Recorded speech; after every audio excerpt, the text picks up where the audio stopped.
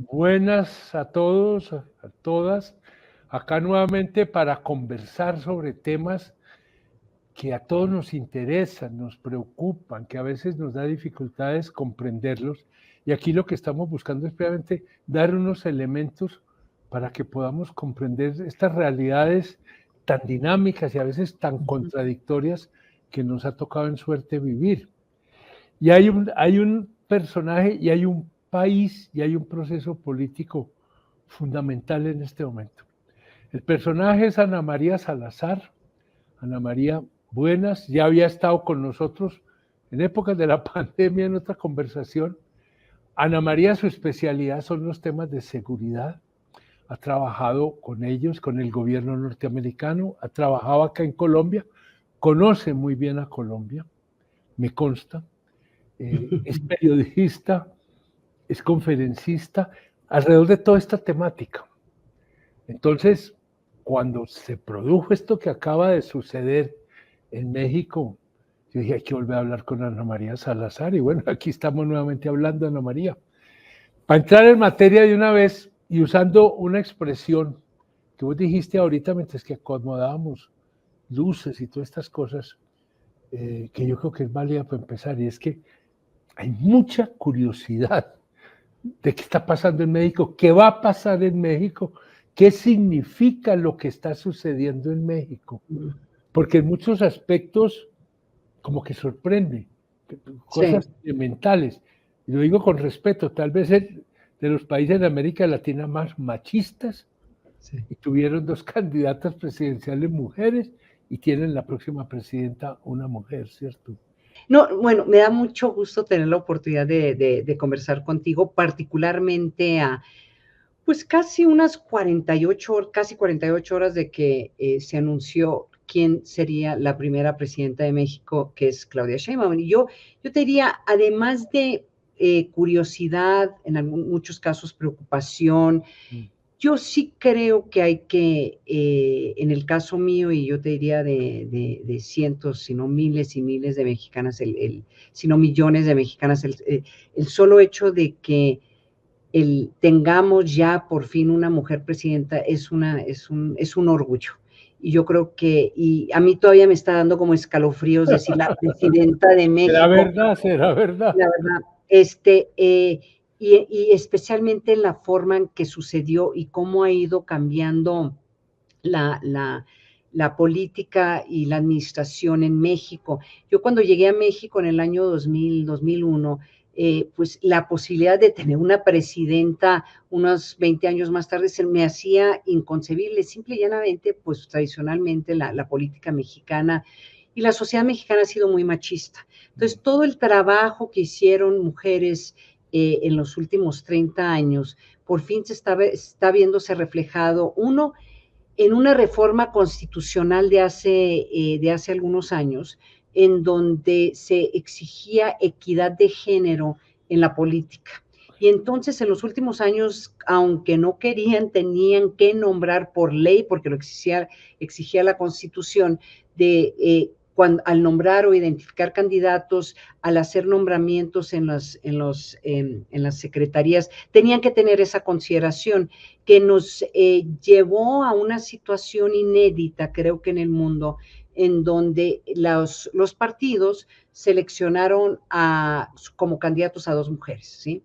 Y eso obviamente, y tal vez dejamos de hablar sobre eso, porque ya era claro para nosotras de que México iba a tener su primera presidenta desde febrero, porque una de estas dos candidatas iba a ganar. Entonces a mí me da escalofríos, me da gusto y quiero de nuevo subrayar este hecho histórico con la gran esperanza de que puedan ellas ser el filón o la punta de lanza de los cambios que necesita México. México en este momento tiene la que preside el Banco de México, el Banco Federal, es mujer.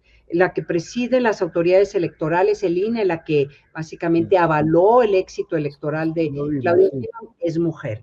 Es mujer, ambas cámaras ya tienen casi igualdad de género, la que preside la Cámara Baja es mujer, la que preside la Cámara Alta es mujer, y la que preside la Suprema Corte es mujer. Entonces, te estás dando cuenta México está siendo gobernado por mujeres. por Entonces mujeres. vamos a empezar a ver qué significa eso ahora que tenemos una mujer presidenta. Importantísimo esta observación porque yo creo que en general no hay mucha conciencia de todo este proceso que se está dando, porque estos cambios profundos no se dan de la noche a la mañana. No. Eso tiene todos unos antecedentes, toda una dinámica y se van consolidando y se van consolidando hasta que dan punto, como se dice en cocina, y yo creo que en México dio punto ya con mujer presidenta. Es que eso ya llegaron al tope, de ahí para allá ampliar. Pero ya la brecha se abrió, más que la brecha, el camino está abierto. Sí, sí. Entonces, No, esto es un hecho muy significativo, que se da en un contexto, creo yo, también de un profundo cambio político, porque tuvimos un PRI en México que gobernó, yo no sé, 60 y pico de años, no sé cuántos años. 70, más de 70 años, casi 80, sí. Imagínense que casi toda la historia republicana mexicana. Y entonces, eso ya siente uno, no sé, desde acá afuera, que ese PRI ya va siendo parte de esa historia que ya va quedando atrás. Yo no sé hasta dónde, por ejemplo, y aquí puedo cometer enormes errores, todo este fenómeno de Morena, que fue definitivo en todo este proceso y es hoy la fuerza política ganadora, en donde López Obrador es figura central. De alguna manera es el relevo del PRI, es un PRI remozado, es una alternativa diferente al PRI. ¿Cómo ve uno ese contexto? Mira, es muy importante tu pregunta, porque una de las interrogantes que hay a 48 horas que haya sido electa esta Claudia Sheinbaum, es que si Morena, que es el partido oficial, es un reflejo de los viejos, del antaño PRI, en donde te estoy hablando del PRI de los 70s, que controlaba casi toda la política, era un gobierno, o sea, no nos gobernaba un presidente, nos gobernaba un partido, ¿sí? Un partido que controlaba casi todos los aspectos de los pesos y contrapesos que tiene que haber una democracia, en donde controlaban ambas cámaras, llevaban a cabo elecciones, pero pues sabían que iba a ganar el candidato del PRI. Desde el Distrito Federal hasta la última población, además. Sí, y fue a base de presiones de la izquierda mexicana, de la derecha mexicana, el partido El PAN, en donde se fueron ejerciendo presiones, particularmente el PAN, que es el partido más está más al lado derecho del espectro político. Del espectro político. También jugó un papel muy importante en presionar reformas en los últimos 40 años para que hubiera más libertad política, más libertad de expresión, que hubiera más diversidad en las cámaras. Y entonces ellos jugaron un papel fundamental, además del papel que jugó algunos, aunque más limitados, personajes de la izquierda mexicana. Cuando surge todas estas protestas, por ejemplo, estudiantiles, en los 60s, a principios de los 70s, estos eran grupos más que nada de jóvenes, en donde Claudia Sheinbaum es parte de esa generación de mexicanos que protestaban por pues, este sistema totalitario, autoritario y muy machista del PRI. Y surge ya después, en el año 2000, como ustedes recordarán, que hubo la transición a un presidente que no era el PRI en el año 2000, con Vicente Fox, que era panista, que era conservador, que también hay que decirlo, que la transición no se hizo por la izquierda, sino se hizo por la derecha, y en los últimos años pues ha gobernado la derecha 2 administraciones, regresó el PRI, supuestamente un PRI más moderno, pero pues que fue un fracaso y un gobierno bastante frívolo, y con un presidente que verdaderamente yo creo que fue el inicio, si quieres tú, de la destrucción total del PRI, y fue lo que le abrió la puerta a Andrés Manuel López Obrador en el 2018, en donde la gente estaba tan harta de la de la corrupción, de la frivolidad. ¿De qué presidente está? Perdón, estamos hablando porque pueden haber personas que no lo Sí, tienen claro. muy presente. Fue con Enrique Peña Nieto cuando Enrique él Peña termina Nieto. la administración y es ese en el 2018 que es electo Andrés Manuel López Obrador. Él es electo, Andrés Manuel López Obrador es electo en un ambiente de total rechazo a la vieja política, ¿sí? Y siempre ha habido pues esta sospecha que el mismo presidente Peña hizo alguna negociación para casi que entregarle el país a Andrés Manuel López Obrador. Y luego que es sospecha, simple y llanamente por los candidatos que hubo, el candidato del PRI que hubo en ese momento, que claramente era un candidato, un buen hombre, pero no era del PRI, y era un candidato que pues había muy pocas probabilidades de que ganara. Entonces siempre ha habido esa sospecha de que hubo una negociación para que permitiera el paso al primer presidente de la izquierda, Andrés Manuel López Obrador, que es injusto tal vez la acusación porque él ganó con un número de votos extraordinarios, fue histórico, y entra él al poder como el presidente más poderoso, yo diría, que ha tenido México en la edad moderna, pero es importante entender que sí también era un reflejo de que la gente estaba harta, verdaderamente enojada de cómo había estado gobernando las clases políticas tradicionales. Y ese hartazgo, por eso te cuento todo esto, ese hartazgo se reflejó el domingo pasado, en donde una candidata una mujer de orígenes indígenas, una mujer extraordinaria, Xóchitl Gálvez, es la candidata por parte de la coalición de los partidos de la oposición, una mujer verdaderamente admirable porque ella viene de extrema pobreza, ella habla de cómo vendía gelatinas en la calle, viene de una familia donde hubo abuso, golpes, alcoholismo, y ella tiene la oportunidad de salir a estudiar por una pequeña beca a la UNAM, la Universidad del Estado, y ella es un testamento de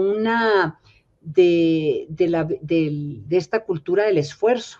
Ella siguió en la política, pero más que nada apoyando a programas indígenas, o sea, verdaderamente dedicada a la vida, a aspectos sociales muy importantes, además de tener una empresa. Entonces ella es como otra parte de esta, porque es que, visión, ¿sí?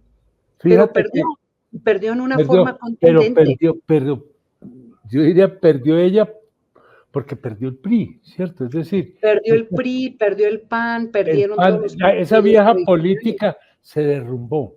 Sí, Se exacto. derrumbó y lo Exacto. que queda en este momento es Morena, con un enorme riesgo y una enorme responsabilidad. Sí. Y en ese escenario aparece Claudio Sheinbaum. Perdón si pronunció mal el apellido, pero ya sabemos de quién está hablando. Y ahí uno tiene la impresión de que López Obrador y ella pueden tener una buena relación. Pues yo creo que una identidad que se confunde el uno del otro, si no, por lo menos a esta distancia no lo veo. Te voy a detener ahí, porque te tengo, y lo voy a decir de una forma enfática. Claudia Sheinbaum es producto de Andrés Manuel López Obrador. Desde ella empieza su carrera política y empieza su trabajo dentro del gobierno con Andrés Manuel López Obrador hace 24 años, desde el 2000 cuando él fue jefe de gobierno. O sea, la vida, ellos están entrelazados desde hace más de 20 años. Y ella ha estado con él en todas estas décadas.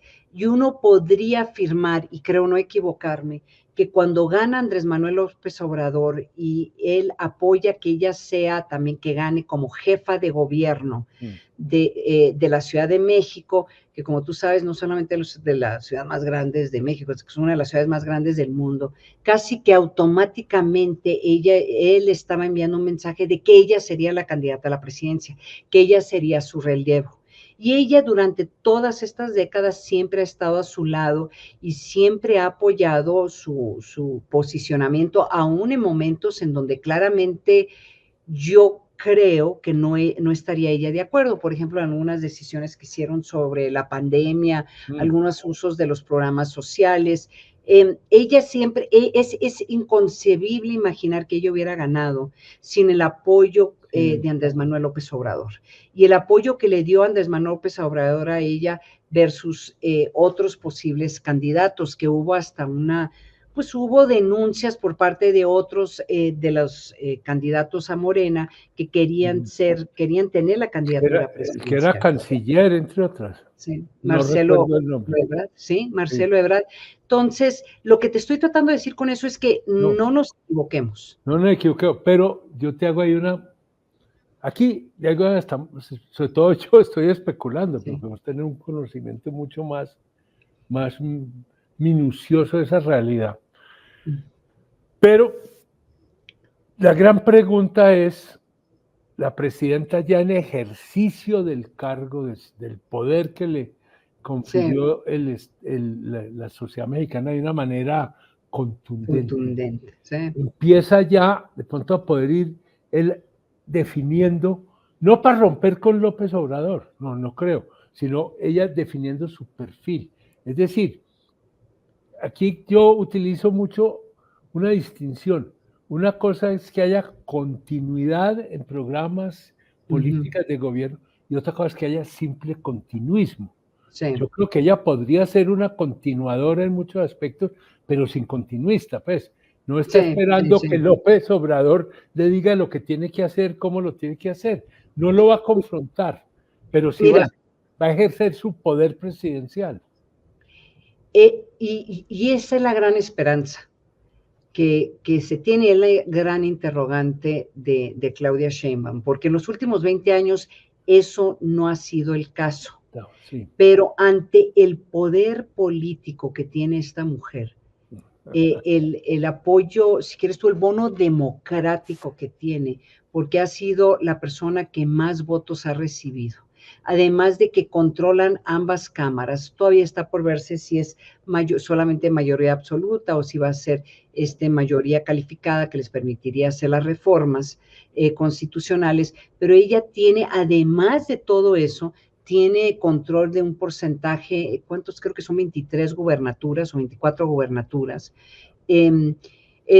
Morena tiene un control, creo que de todas las legislaturas locales, un porcentaje altísimo de los presidentes municipales. O sea, no creo que aún en los momentos del PRI, tal vez en los momentos más poderosos del PRI, haya habido una persona que haya tenido tanto control político. Entonces, aquí la interrogante es si ella va a usar este poder para simple y llanamente avalar a los proyectos y programas de Andrés Manuel López Obrador, que fueron los proyectos y programas que permitieron que ella tuviera este éxito político, o a estas alturas ella va a decidir por lo menos refinar o hacer los cambios importantes para que en 6 años no se le acuse a ella de haber avalado y fortalecido un sistema totalitario, que es lo que va a surgir. O sea, cuando se rompen los pesos y los contrapesos, es demasiada tentación para cualquier gobernante poder concentrado. Sí, y abusar de ese poder concentrado, por más noble que sea un dictador o un tirano, pensando en la nobleza y pensando en términos nobles, siempre y cuando se tiene ese poder, se abusa de ese poder. Y si no es ella, pues seguramente la persona que la vaya a reemplazar va a hacer exactamente lo mismo. Eso es la gran interrogante del día de hoy. Y la gran preocupación de que tanto poder se concentre en una persona, reconociendo y recordando cómo era el PRI de antaño. Sí, es que en eso ya México tiene una experiencia, tiene unos puntos de referencia, porque es que uno siente desde afuera, por favor, estas son puras percepciones, uno siente que la nueva presidenta tiene un aire moderno. Sí. Tiene un aire que podría en muchos puntos marcar sin romper, más bien complementando, ampliando escenarios, ese bagaje enorme que trae Morena, mucho del cual a su vez viene del PRI, que Morena no apareció de la nada un buen día, son transformaciones que fueron sufriendo estas fuerzas políticas, y en esas transformaciones de todas maneras va quedando un saldo, va quedando un acumulado que marca el cómo se hace y el cómo se proyecta el futuro. Y a mí me parece, y aquí sí, creo que Claudia tiene como la posibilidad de, sin negar eso, abrirlo, ampliarlo, mostrarle nuevos horizontes, y sería un factor de modernización, inclusive de democratización de Morena, que es como decir modernización y democratización de México. Estoy armando un castillo en el aire. Pues mira, ese tendría que ser la apuesta, Sí. porque si ella le va a apostar a las reformas que está presionando aún en este momento el presidente Andrés Manuel López Obrador, y si quieres hablamos lo que le llaman el plan C, pero las reformas que hizo el presidente durante su sexenio, que básicamente eran reformas para concentrar el poder, atacar a la sociedad civil, porque la sociedad civil en México sí había sido y continuaba siendo un peso y contrapeso en contra de los gobiernos priistas, pero también de los gobiernos del PAN y ahora Andrés Manuel López Obrador. Entonces, los medios de comunicación, o sea, estos ataques y estos enfrentamientos a todos estos actores dentro de la sociedad, dentro de una democracia, siempre se ha percibido como un mecanismo de control, ¿sí? Y no tanto de control para... quisiera, a lo mejor los que apoyan a Andrés Manuel pensaron que era control para poder reducir la corrupción y poder implementar todos estos programas sociales que, según el presidente, pues no se habían hecho de la forma, y tiene razón, de la forma en que se habían hecho hasta este momento, pero estos pesos y contrapesos que es la Suprema Corte, diversidad en las legislaturas, grupos feministas protestando porque están matando a muchas mujeres, madres que están protestando, se le llaman las buscadoras, que están buscando a sus hijos desaparecidos, grupos ecologistas que han estado protestando porque están construyendo el Tren Maya en la península de Yucatán, con gran destrucción al medio ambiente y centros arqueológicos importantes, grupos de la sociedad civil tratando de defender la libertad de expresión, grupos de la sociedad civil que estaban haciendo investigaciones sobre corrupción. Estos personajes y estas asociaciones que en toda democracia juegan un papel fundamental para presionar al gobierno o supervisar el actuar del gobierno, el presidente Andrés Manuel López los atacó, o sea, de frente. Y eso, pues es la gran interrogante que vamos a tener si Claudia Sheinbaum quiere tener esa misma visión de debilitar casi por completo a la sociedad civil, descentralizar el gobierno, que fue otro aspecto de Andrés Manuel López Obrador, de todos los programas, todos los fideicomisos los desapareció, todo el control del dinero viene casi literalmente en manos del presidente. Obviamente tenemos un secretario de Hacienda, pero ya cuando no tienes fideicomisos y ya no estás trabajando con la sociedad civil, pues toda la decisión de los recursos se viene directamente al uso del gobierno, y la visión que tiene, que también ha sido muy controversial, sobre cómo proteger el medio ambiente y cuál es el futuro de los hidrocarburos en un país en donde pues el petróleo había sido el petróleo había sido el mecanismo principal para garantizar el desarrollo de México, pero en un momento en donde, pues, como sabemos, no solamente por razones del medio ambiente, pero también en general se está reduciendo el uso del petróleo, el presidente construyó refinerías, compró refinerías y prometió de que México incrementaría el uso del petróleo, tendría independencia energética.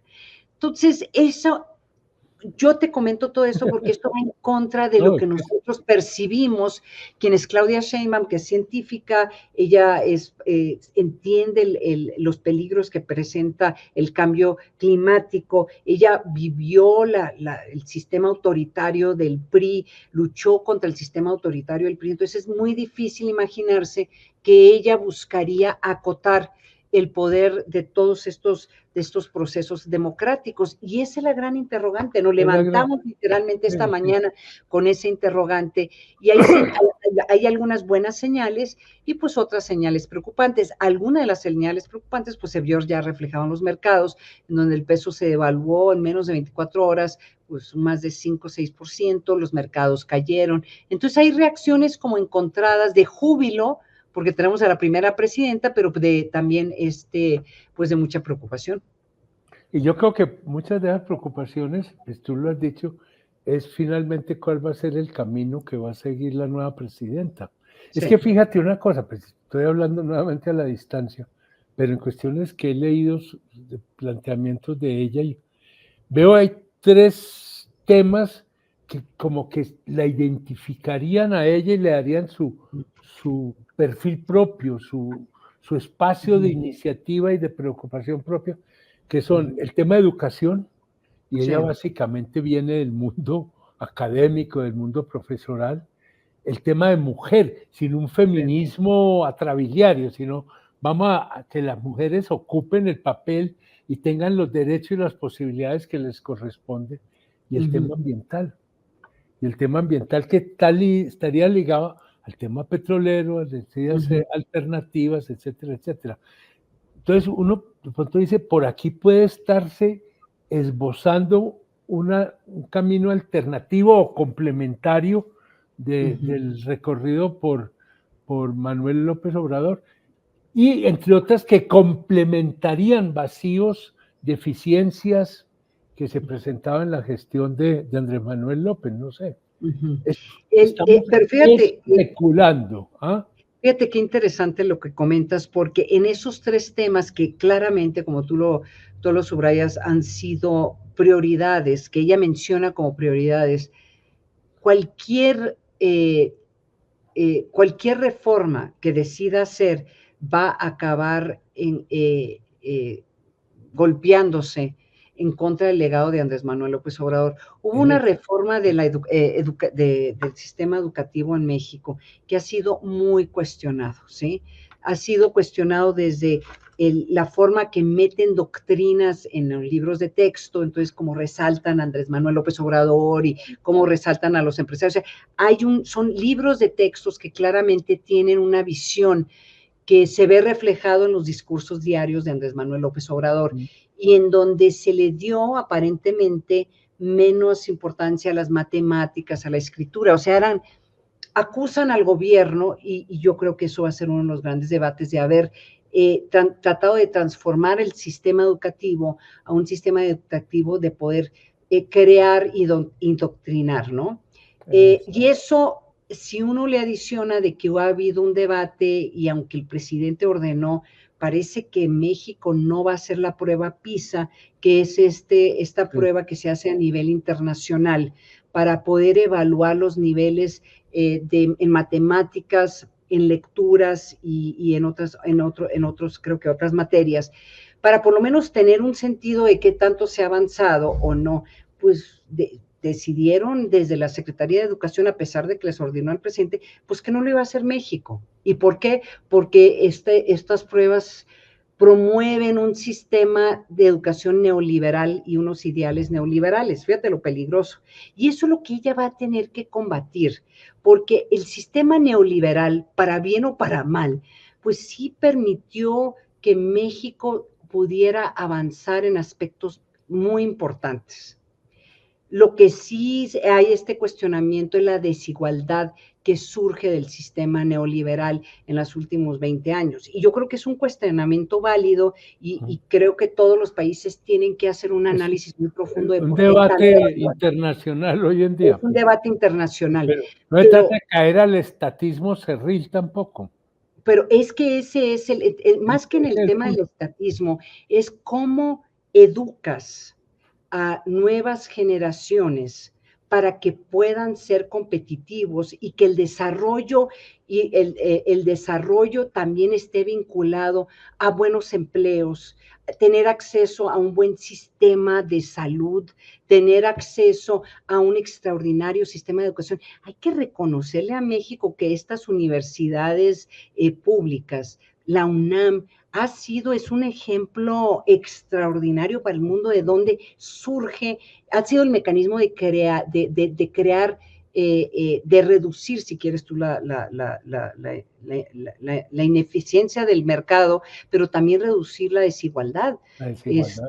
Muchos de nosotros, mi papá venía de un pueblo muy chiquito del norte del país, y mi papá, pero pequeño, mi papá pudo ser médico porque tuvo acceso a la UNAM en los 50, cuando en países donde no hay un sistema o por lo menos universidades públicas, como en México, pues es impensable. Entonces, ese es el gran debate que va a tener que enfrentar ella, es que si tú, ¿qué parte del sistema neoliberal, entre comillas, vas a proteger porque te permite desarrollo, educación, comercio exterior, que después se traduce en reducir la inequidad que se vive en México y sacar a más gente de la pobreza, porque la pobreza no la vas a acabar repartiendo dinero. No, con asistencialismo se puede calmar el hambre hoy, pero no se abre futuro. Yo creo que... ¿Sí? Dale. No se abre el futuro, o sea, pero había que hacerlo, porque el nivel de pobreza y eso lo entendió Andrés Manuel López Obrador. Pero ¿sí? ahí creo que nos estamos acercando a algo que de pronto no logré plantear muy claramente, y es que yo creo que de alguna forma el nuevo gobierno no puede, no quiere, no debe borrar lo hecho. Tiene que trabajar sobre eso, ampliar, precisar, llenar vacíos.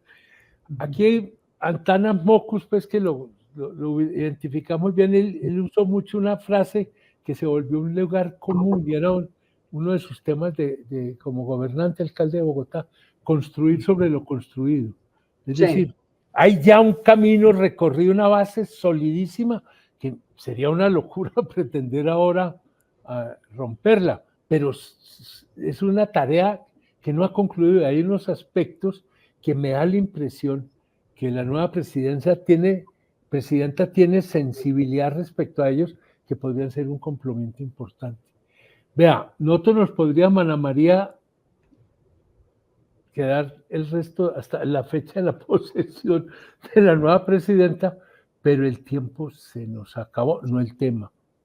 Muchas gracias. Tendremos que seguir hablando porque este es un capítulo apasionante, no solo para México, para América Latina, y yo creo que para mucho del mundo hoy en día, lo que puede suceder en México, porque hay los elementos para que sucedan cosas de fondo. Muchas gracias. No, pues te mando un fuerte abrazo desde la Ciudad de México, un fuerte saludo a tu auditorio, y definitivamente hay que seguir conversando y póngale atención a México, por favor. Total, porque por eso se está viviendo un momento histórico que puede marcar las pautas de lo que podría suceder literalmente en Latinoamérica, en Centroamérica, ¿sí?